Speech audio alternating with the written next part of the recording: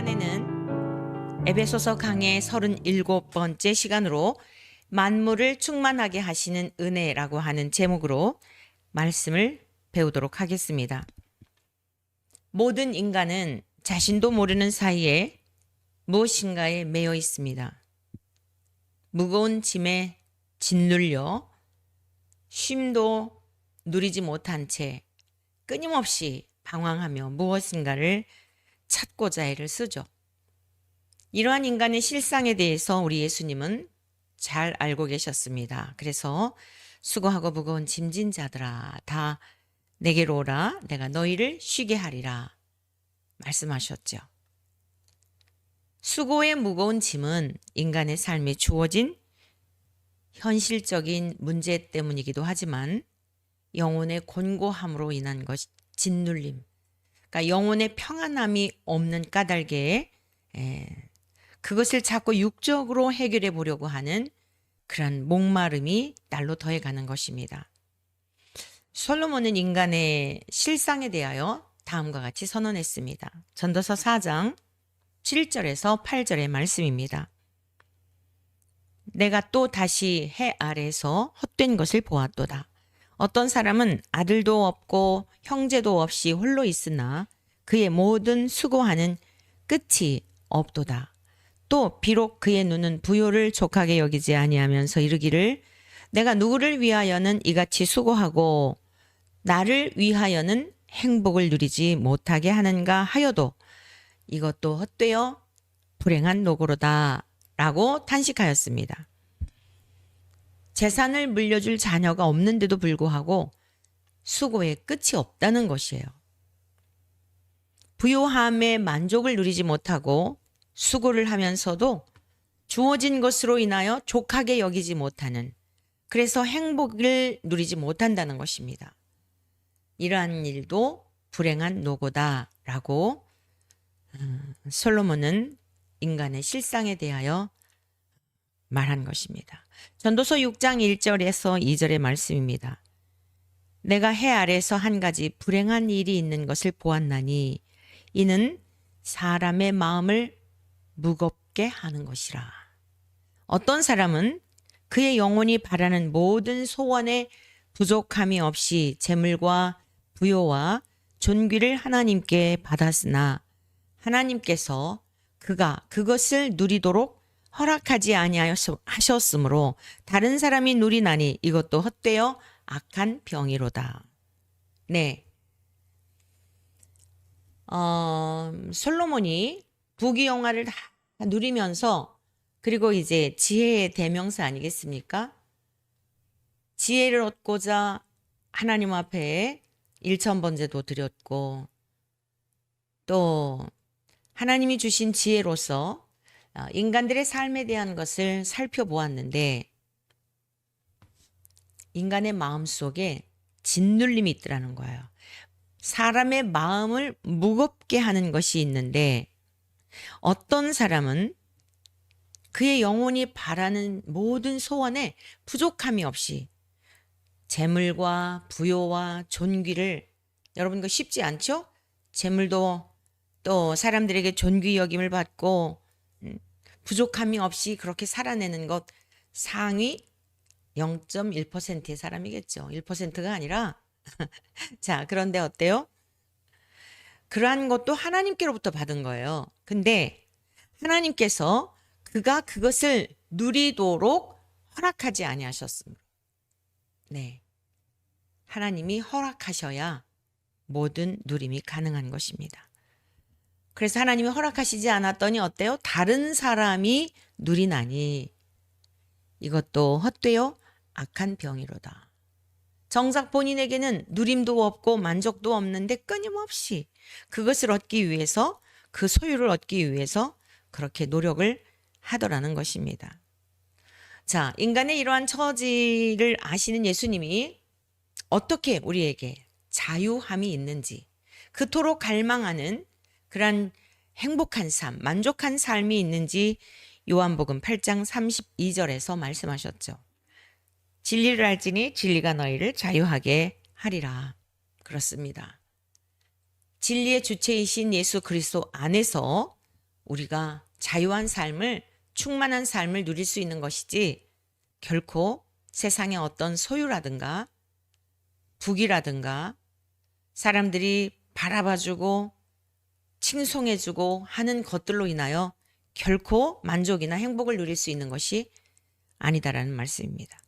자, 그래서 오늘 우리가 에베소서 4장 8절에서 10절 말씀을 중심하여 진리이시며 생명이신 예수 그리스도 안에 자유와 삶의 충만함을 누릴 수 있는데 만물을 충만하게 하시는 은혜라고 하는 제목으로 오늘 우리가 말씀을 배워보고자 합니다.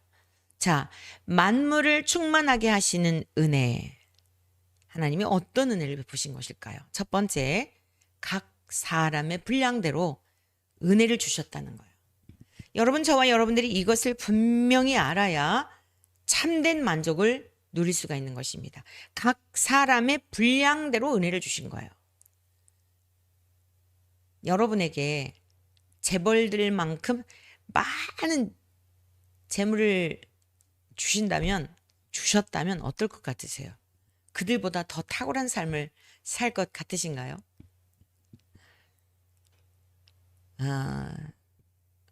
제가 언젠가 말씀드렸던 것 같기도 하고 방송에서는 안 드렸던 것 같기도 한데 어느 날 주일이었습니다. 주일에 재무부원들이 그러니까 명절쯤이었어요. 명절이어서 아마 많이 빠졌던 것 같아요.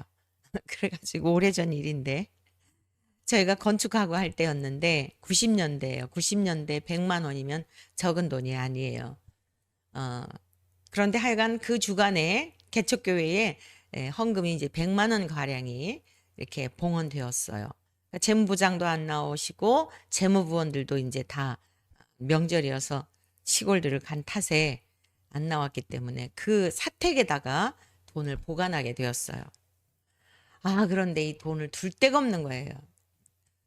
장롱 위에다가 놨다가 장롱 이불 속에 넣었다가 책갈피 속에 넣었다가 그리고 옛날에는 그 장판이요 이렇게 겹쳐서 깔았었잖아요. 장판 밑에 뒀다가 왜 그랬냐면요. 무슨 생각이 드냐면 나 같은 사람도 장롱 위에 돈을 둘까? 이불 속에 돈을 둘까? 책갈피 속에 둘까? 장판 속에 둘까를 나 같은 사람도 생각하는데 도둑이 그것을 생각하지 못하랴 이래가지고 그거를요. 밤 12시까지 뺐다 넣었다 이러다가 특히 책갈피 속에 넣었다가 그 책이 여러 권이잖아요. 그때가 정말 아주 참 우스꽝스러운 일이었는데 이전에 섬기던 교회의 집사님 댁에 학교 선생님이셨는데 책이 좀 제법 있었던 댁이거든요. 근데 도둑이 들었다는 거예요. 그래서 어느 날 그 집사님이 저한테 세상에 그 어떻게 알고요. 책갈피를 다 책을 뒤집어 가지고 그 속에 숨겨놓은 거를 그렇게 도적질해 갔대요. 그 생각이 나는 거예요. 그래서 책갈피에 넣었다가 한 12시까지 밤 12시까지요. 그러고 나니 너무 피곤한 거예요. 제가 주님 감사합니다. 주의 종의 길을 이 재물과 상관없는 주의 종의 길을 가게 하셔서 주시면 주신 대로 없으면 없는 대로 있으면 있는 대로 주님 바라보며 살게 해주셔서 감사합니다. 제가 만약 돈을 벌고 돈을 관리하고 하는 그런 일을 했다면 아마 신경쇠약에 걸려서 하나님이 주신 날수도 채우지 못하고 죽었겠습니다. 고맙습니다라고 했던 적이 있어요. 여러분, 우리 각자의 분량대로 하나님이 우리에게 지금의 이 환경이란 상황을 주셨음을 기억하면서 감사하시기를 축복합니다. 에베소서 4장 7절의 말씀이죠. 우리 각 사람에게 그리스도의 분량대로 은혜를 주셨나니. 네, 각 사람에게 그리스도의 분량대로 은혜를 주셨다는 거예요. 우리의 신체도 그렇지 않습니까? 눈에 보이는 지체도 있고 보이지 않는 것도 굉장히 많죠. 그러나 사실상 진짜 중요한 기관들은 뭐죠? 보이지 않는 거예요. 우리 뇌 속에 있는 세포들이 아주 미세한 것 같지만 그 세포 하나하나가 그 우리 몸 전체에 끼치는 영향력이라고 하는 것은 사람을 멀쩡하게 걷게도 하고 걷지 못하게도 하고 제가 오늘은 이제 이 안경을 벗어봤는데요. 이 땀이 나고 막 이게 흘러내리고 너무 불편한 거예요. 그래서 지금 활자를 크게 띄워갖고 어, 좀 말씀에 집중해 보려고 오늘 안경도 벗었는데 여러분 신경에 세포에 있는 신경이 어딘가 잘못되면 시신경에 문제가 있어서 보는 것도 흐릿하고 사실 보이지 않는 것들이 정말 중요한 것이에요. 이와 같이 교회 안에 있는 모든 구성원들도 한 사람 한 사람 각자의 역할이 드러나지 않는 역할들이 사실 대부분이거든요. 드러나는 역할은 뭐예요? 목회자가 말씀을 선포하고 또 양육을 하고 성도들에게 권면을 하고 이러한 일들을 하기 때문에 자연히 목회자의 그 활동이라든가 사역에 대한 것이 크게 느껴질 수 있어요. 그러나 여러분 주일에 예배를 드리기 위하여 얼마나 많은 분들의 수고가 있죠? 보이지 않는 곳에서 수고하시는 그 동역자들로 인하여 각각 그게 지체인 거죠. 주의 종들은 말씀을 맡은 청지기로서 말씀을 시중 두고 또 그 말씀을 받아 먹고 삶 속으로 돌아가서 성도들은 삶으로 살아내고 그래서 그리스도의 몸을 이루어가는 것입니다. 에베소서는 교회론이라고 여러 번 말씀을 드렸는데 교회 안에 있는 각각 보이지 않는 지체들 심지어 어떤 경우에는 조용히 와서 예배만 드리고 가는 경우라 할지라도 그분이 그 자리에서 차지하는 그 몫이 있는 거예요. 교회 안에 있는 모든 지체들은 매우 소중한 존재이다. 어떤 분들은 저는요 뭐 청소도 못하고 뭐 식당 봉사도 못하고 너무 죄송해서요 막 염치가 없어요. 그분들은 또 열심히 일터에서 직장에서 수고하여 하나님 앞에 제물로 선교적 삶을 사는 일에 또 헌신하잖아요. 어떤 분은 또 제가 막 건강이 좋지 못해서 아무것도 못해요. 그분들은 또 안타까운 마음으로 목회자들을 위해 교회를 위해 나라와 민족을 위해 다른 분들보다 또 더 열심히 그 주어진 외부적으로 활동할 수 있는 시간들이 많지 않기 때문에 있는 곳에서 또 열심히 기도하지 않겠습니까? 그래서 교회라고 하는 것은 이러한 여러 지체들이 다 함께 합력해서 선을 이루어 가는 것이다 라고 하는 것을 우리가 늘 기억하고 교회 안에 있는 모든 공동체, 지체들을 소중히 여기는 우리 모두가 되어야 하겠습니다. 자, 가정에서도 마찬가지입니다. 가정에서도요. 가만 보면은 부모와 자식이 닮은 것 같잖아요. 닮은 것 같아도 똑같은 사람은 한 사람도 없습니다.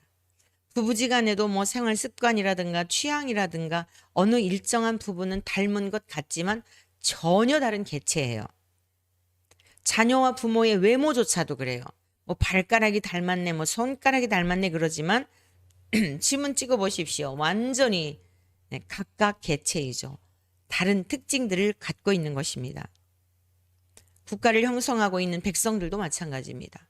다 대통령이 되려 한다면 나라가 어떻게 되겠어요? 다 국회의원이 되려 한다면 어떻게 되겠습니까? 시골에서 농사 짓는 분들이 계시기 때문에 또 어촌에서 수고하시는 분들이 계시고 산촌에서 각각 처지 또 서울 도심에서 열심히 과학과 문명의 발달을 위해서 수고하시는 분들도 계시고 의료업에 종사하는 분도 계시고 다양하게 각각에 맡겨진 일들 몸의 기관이 보이지 않는 것일수록 소중하여 그것을 굉장히 귀중히 여기듯이 보이지 않고 드러나지 않는다 하더라도 우리 모두는 매우 소중하게 여기며 존중히 여겨야 하는 것입니다. 그리하게 될 때 그리스도 안에서 누리게 되지요. 서로를 격려하고 서로를 독려하고 칭찬해주고 감사하게 생각하고 그게 교회 참된 모습인 거예요. 그런데 누가 나보다 좀 더 열심히 봉사한다? 좀 뭐 목사님에게 사랑받는 것처럼 느껴지는 거죠. 왜냐? 자꾸 눈에 띄니까요. 그러한 마음의 상태를 처리하지 못하고 봉사하게 되면 시기와 질투로 인하여서 교회가 아주 복잡해지는 것입니다. 그러므로 참된 만족과 행복이라고 하는 것은 어떤 외적인 것에 있는 것이 아니고 사람들에게 칭찬을 받고 인정을 받고 하는 데 있는 것이 아니에요. 그러한 것을 기다리면 기다릴수록이 더욱 목마르고 영혼은 피폐해진다는 것을 기억해야 합니다. 여러분들이 섬기는 곳에서 어떤 부분을 맡았든지 감사함으로 기쁨으로 잘 섬기는, 그래서 하나님의 교회가 든든하게 세워져 가는 일에 쓰임받는 우리 모두 되시기를 축복합니다. 두 번째로는요. 만물을 충만하게 하시는 은혜를 주셨는데 마귀의 권세를 이길 수 있는 능력을 주신 거예요. 믿는 자들의 주인이 되시고 교회의 머리가 되시는 우리 주 예수 그리스도의 죽으심과 부활의 사건은 사망의 권세를 잡은 자, 원수 마귀의 세력을 완전히 멸하시고 마귀가 주는 생각을 따라 평생을 종으로 살던 자들에게, 저와 여러분들이 그 모습이었어요. 자유와 생명을 주셨습니다. 할렐루야. 이 사실을 믿으시지요? 아멘. 온전한 마음으로 믿어지는 은혜를 성령께서 우리에게 물붓듯 부어주시기를 축복합니다.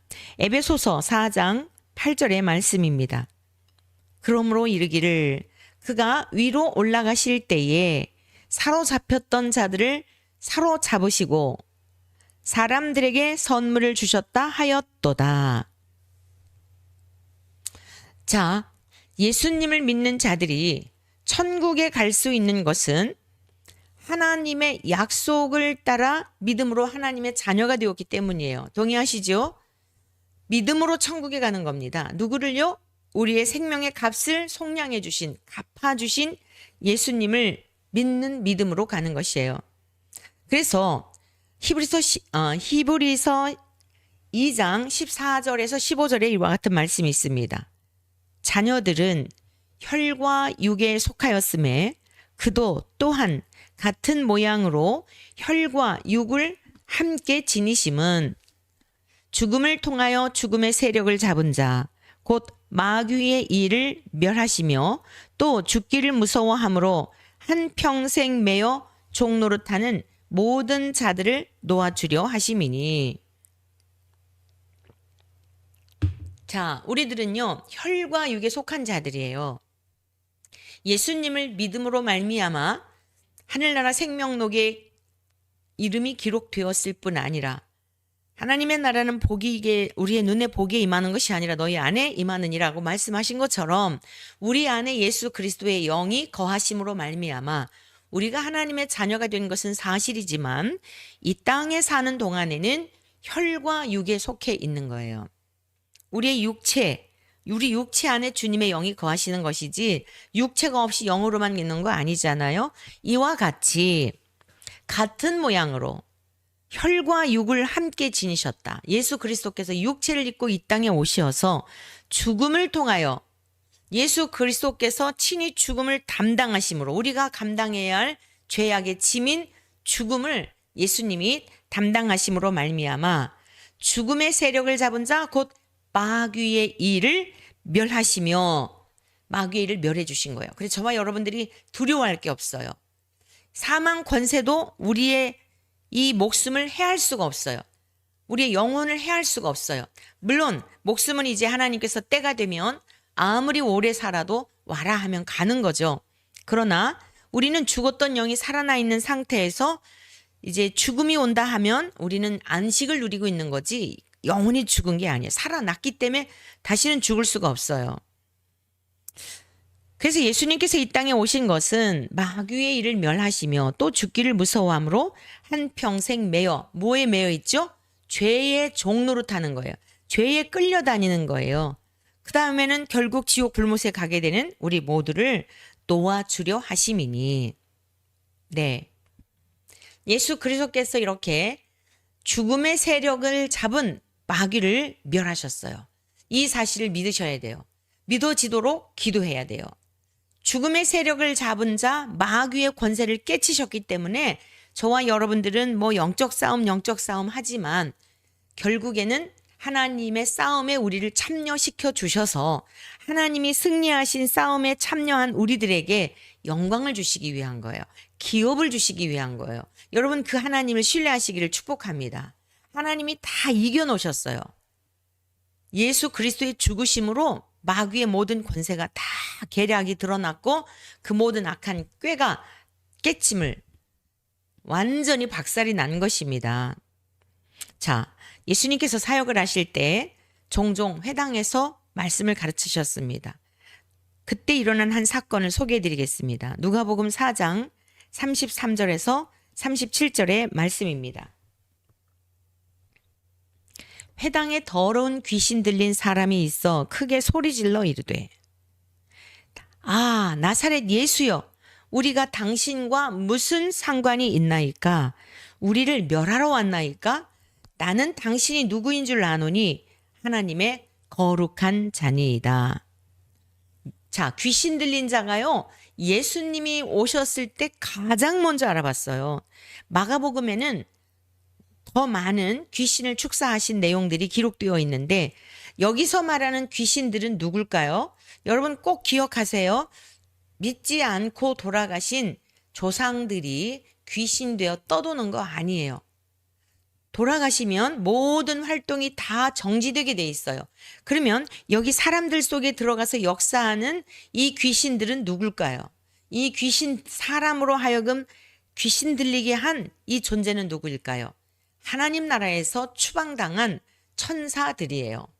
천사장은 마귀이고 천사들은 복수인데 루시퍼를 따랐던 수십만의 천사들이 다 쫓김을 당한 거예요. 그래서 귀신 들렸다는 게 뭐냐면 한 인격 속에 다른 인격체가 들어와서 더 강한 인격체가 들어오니까 꼼짝달싹할 수 없겠죠. 그러니까 육을 입고 있는 우리 인간은 결코 영적인 원수 마귀를 이길 능력이 없어요. 첫째는 우리가 보지를 못해요. 그 영적인 세계에 대한, 영계에 대한 것을 보지를 못하고 이해를 못해요. 그렇기 때문에 악한 원수 마귀가 주는 생각에 막 넘어가는 거예요. 성령님께서 우리 안에 내주하시는 이유가 뭐예요? 눈을 열게 하시고 귀를 열어주시고 말할 것을 말하게 하시는 이 사도행전에 나타났던 초대교회의 그 놀라운 역사가 여러분 이 영적인 싸움에서 반드시 필요하기 때문이에요. 육적인 눈을 가지고는 이거 전혀 안 보여요. 자, 우리 예수님의 사역을 좀 더 보시겠습니다. 그러면서 이 귀신 들린 사람이 회당에 있었어요. 회당에. 밖에 미쳐 돌아다닌 게 아니에요. 회당에 멀쩡하게 예배드리러 온 것처럼 보여지고 있었는데 예수님 앞에 진리 앞에 조명이 되니까 난리가 난 거죠. 당신은 하나님의 거룩한 자라는 거예요. 누군 줄도 안다는 거예요. 예수님이 꾸짖으셨습니다. 그리고 말씀하셨습니다. 잠잠하고 그 사람에게서 나오라 하시니 귀신이 그 사람을 무리 중에 넘어뜨리고 나오되 그 사람은 상하지 아니한지라. 너무 놀랍지 않나요? 귀신 들린 자가 한 인격체 속에 이제 한 인격이 들어와 갖고 모든 생각과 지각과 이성을 사로잡아서 이상한 짓을 하게 하는 거예요. 특히 하나님을 공격하고 하나님을 대적하도록 하죠. 근데 예수님께서 축사하셨어요. 그 속에 역사하는 어둠의 영, 하나님 나라에서 쫓겨났던 그 귀신, 쫓김을 받은 자가 천사장인데 천사장을 따르던 그 천사들, 이 귀신에 대하여 예수님이 내어 쫓으셨죠. 그랬더니 25절 예수께서 꾸짖어 이르시되 잠잠하고 그 사람에게서 나오라 하시니 귀신이 그 사람을 무리 중에 넘어뜨리고 나오되 그 사람은 상하지 아니한지라. 사람들이 다 놀랐어요. 38절 다 놀라 서로 말하여 이르되 이 어떠한 사람인고 권위의 능력으로 더러운 귀신을 명하며 나가는도다 하더라. 사람들이 다 놀랬습니다. 이건 있을 수 없는 일이에요. 귀신 들린 자를 향하여 축사했을 때 귀신이 나가고 그 사람은 말짱해진 겁니다. 사람들이 놀랬어요. 이와 같은 예수님의 사역이 점진적으로 계속 확장되어 갈수록 소문이 근처 지방에 또 예수님이 가시는 곳마다 그렇게 이제 퍼져나갔죠. 여러분 잘 기억하세요. 귀신 들린 거, 그 다음에 정신과적인 치료를 받아야 하는 거 분별을 해야 되는데 귀신이 들렸다는 것은 한 인격체 속에 다른 인격이 들어와서 그 본래적인 사람의 양심이 있고 기본이 있는데 그것조차도 부끄러운 줄도 모르고 죄인 줄도 모르고 막 행동하도록 그 사람의 인격을 사로잡고 있는 것이에요. 이게 귀신의 사역입니다. 자, 마귀가 아무리 강한 것 같고 다른 인격체 속에 들어가서 장난을 하는 것 같아도 하나님의 사람들은 우리 주님이 이겨놓으신 싸움에 승전하고 있다는 것을 꼭 기억하시길 바랍니다. 요한일서 3장 8절에서 9절의 말씀입니다. 죄를 짓는 자는 마귀에게 속하나니 마귀는 처음부터 범죄함이라. 네, 창세기 3장 사건을 말씀하는 겁니다. 하나님의 아들이 나타나신 것은 마귀의 일을 멸하려 하심이라. 하나님께로부터 난 자마다 죄를 짓지 아니하나니 이는 하나님의 씨가 그의 속에 거함이요 그도 범죄하지 못하는 것은 하나님께로부터 났음이라. 자, 여기서 우리가 좀 잠시 살펴보겠습니다. 죄를 짓는 자는 마귀에게 속하나니 마귀는 처음부터 범죄함이라. 하나님의 아들이 나타나신 것은 마귀의 일을 멸하려 하심이라. 그래서 마귀의 모든 권세는 깨뜨리셨다. 예수님이 깨뜨리셨기 때문에 우리가 그 싸움에 참여하는 것뿐이에요. 우리도 거기에 참여하여 영광을 주시려는 것뿐이에요. 하나님 나라에 기업을 주시려는 거예요. 여러분 국제 경기 보실 때 그 필드에 나가서 뛰지 않고 대기하면서 그 이제 의자에서 앉아서 준비하고 있는 선수들을 보신 적 있을 거예요. 그런데 그 게임에서 금메달을 땄다. 금은 동 중에 뭘 땄다. 그러잖아요. 그러면 그 운동 경기장에서 뛰지 않았을지라도 후보군으로 뽑힌 사람까지도 카퍼레이드 할 때 어때요? 다 같이. 여러분 일단 멤버 안에 들어가게 되면 그 예우를 해주는 것이에요. 예수님이 마귀를 다 이겨놓으셨어요. 우리가 뭘 얼마큼 하겠어요. 참여시켜 주셔서 그냥 주시기에는 공의로우신 분이잖아요. 진짜와 가짜도 분별하고 믿는 자와 믿지 않는 자에게 공평하게 대우하셔야 되지 않겠어요? 그래서 하나님은 믿는 자, 그들의 이름을 생명록에 기록하시고 행악하는 자, 믿지 않는 자, 거짓말하는 자, 살인자, 우상숭배자들 못 들어간다고 말씀하신 거예요. 자, 요한일서 5장 18절의 말씀을 보시겠습니다. 하나님께로부터 난 자는 다 범죄하지 아니하는 줄을 우리가 아노라. 하나님께로부터 나신 자가 그를 지키심에 악한 자가 그를 만지지도 못하느니라. 여러분, 하나님께로부터 난 자, 이건 뭐죠? 물과 성령으로 거듭난 자를 말하는 거예요. 이러한 사람들은 범죄하지 않는데요. 이게 무슨 뜻일까요? 성경에서 말씀하고 있는 죄는 하나님과 인간과의 관계성 속에서의 죄를 말씀하고 있는 거예요. 하나님과 인간과의 관계가 단절이 된 거, 이게 지옥이고 이게 죽음이에요. 영원한 지옥은 살아있으면 기회가 있잖아요. 죄를 회개하고 하나님께로 돌아올 수 있는. 그런데 죽음은 끝이에요. 하나님께로 갈 수 있는 더 이상의 기회가 없어요. 그래서 하나님께로부터 난 자는 다 범죄하지 않는다. 이게 뭐 거짓말하지 않는다. 한 번도 이제 실수하지 않는다. 이걸 말하는 게 아니라 더 이상 하나님에 대하여 불신할 수 없다는 것입니다. 성령의 사람은 하나님의 약속의 말씀을 믿지 않을 수가 없다는 것이에요. 성령의 사람은요, 행하지 않고는 못 견디는 거예요. 특히 하나님 앞에 불신과 불순종, 이게 죄의 굉장히 중요한 개념인데 다시는 물과 성령으로 거듭난 사람은 그러한 범죄를 저지르지 아니한다. 그래서 사도들이 다 순교했던 이유가 뭐죠? 지금 이 에베소서를 기록하고 있는 바울이 감옥에 갇혀 있는 이유가 뭐죠? 하나님께로부터 나신 우리 주 예수 그리스도를 믿어 성령의 충만함을 입고 그 복음을 전하다 보니 잡혔어도 감옥에 있어도 감옥이 아니었던 거예요. 그런데 어떻게 감히 악한 자가 만질 수 있겠습니까? 장렬한 죽음을 죽을 수 있었던 것도 내주하시는 성령 하나님의 권능에 의한 것이에요. 그래서 여러분 죄 이걸 생각할 때 항상 윤리적이고 도덕적인 죄만을 생각하지 말고 그럴 수밖에 없는 근원적인 게 뭐지? 여기에 관심 가지셔야 돼요.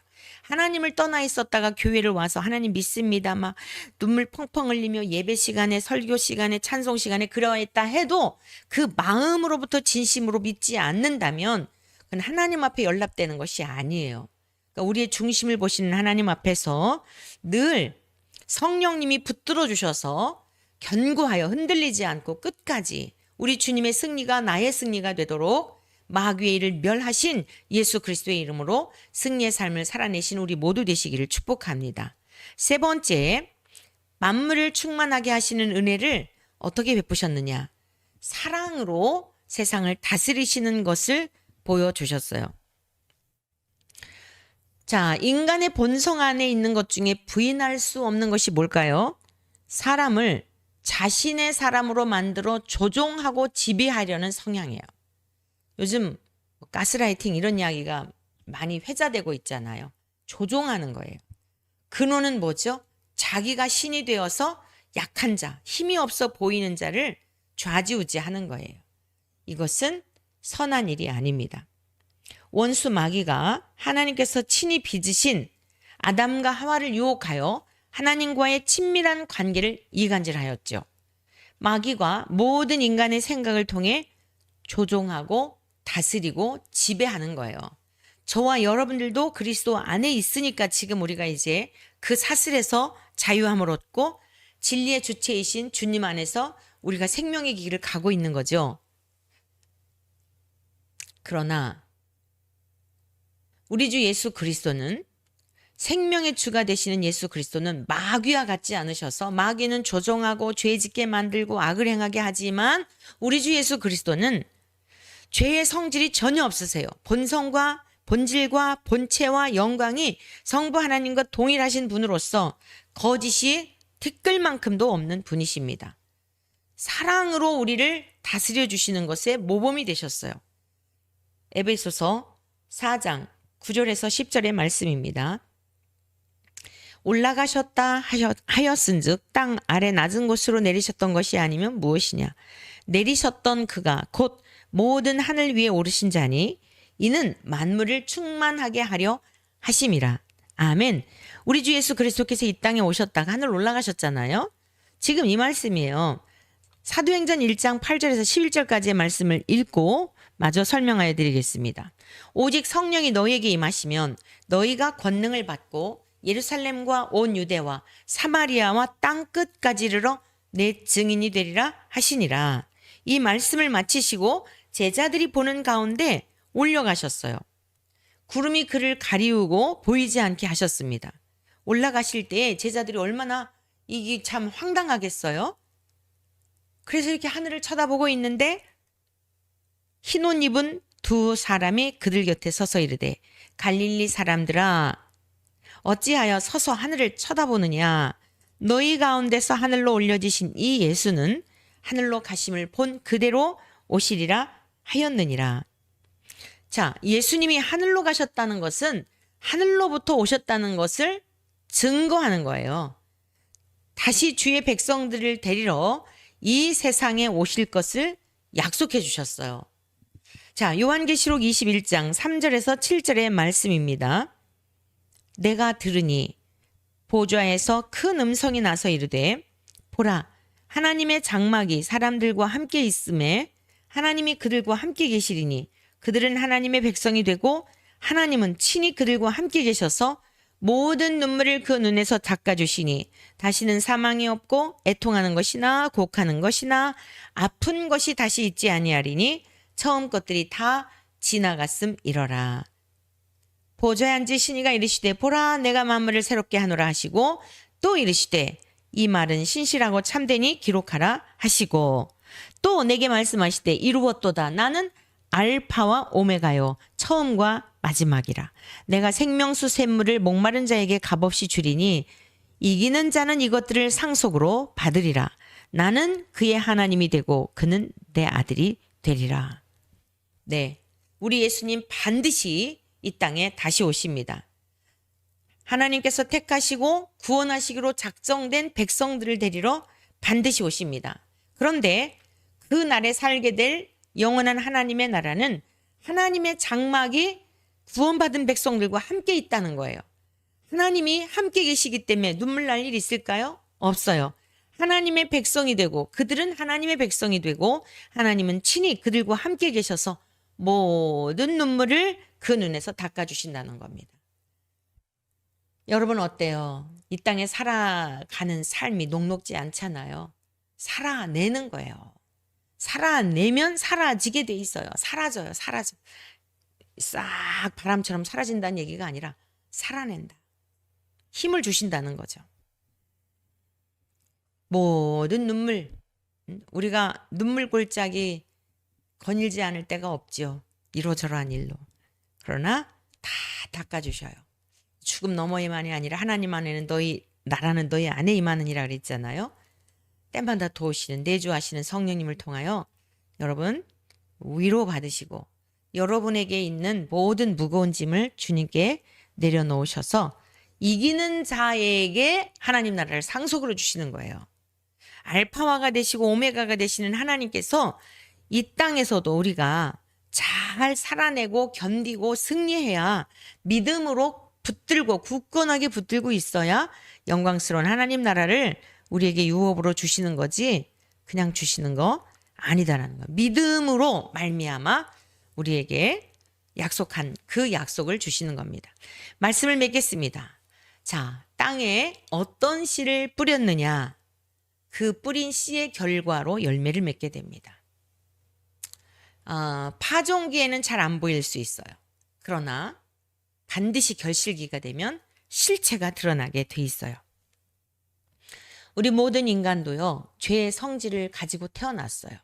그래서 날마다 하나님의 말씀의 방망이로 쳐 죽이지 않으면 이게 불쑥불쑥 솟아올라요. 하나님을 대적해요. 하나님을 원망해요. 상황을 원망해요. 그러나 하나님이 우리를 포기하지 않고 붙드셔서 하나님의 자녀로 부르셨기에 끝날까지 승리하도록 인도하여 주실 줄로 믿습니다. 우리가 얼마나 엄청난 은혜를 받은 자들인가를 잊으시면 안 됩니다. 그리스도와 연합한 자가 되었어요. 죄가 없는 예수님이 세례를 받으시면서 우리에게도 이 물은 저주를 의미하고 심판을 의미하거든요. 예수님은 세례를 받을 이유가 없어요. 우리의 죄 때문에 받으신 거예요. 그래서 우리는 예수 그리스도와 함께 죽어야 그 의가 전가되어 함께 사는 것입니다. 이것이 진정한 교회의 의미예요. 하나님과 우리가 이방인과 유대인이 누구를 통해서요? 예수 그리스도를 통하여. 하나님께서 예수 그리스도를 통하여 우리들에게 참된 교회인 우리들에게 날마다 풍성한 은혜를 물붓듯이 부어주시고 삶의 지경을 책임져 주시고 우리 생명 다할 때까지 저 영원한 주의 나라에 임할 때까지 우리 안에 내주하시는 성령님으로 우리를 견고히 세워 승리하도록 인도하여 주실 줄로 믿습니다. 이 귀한 은혜와 복이 여러분 모두에게 넘쳐나시기를 축복합니다.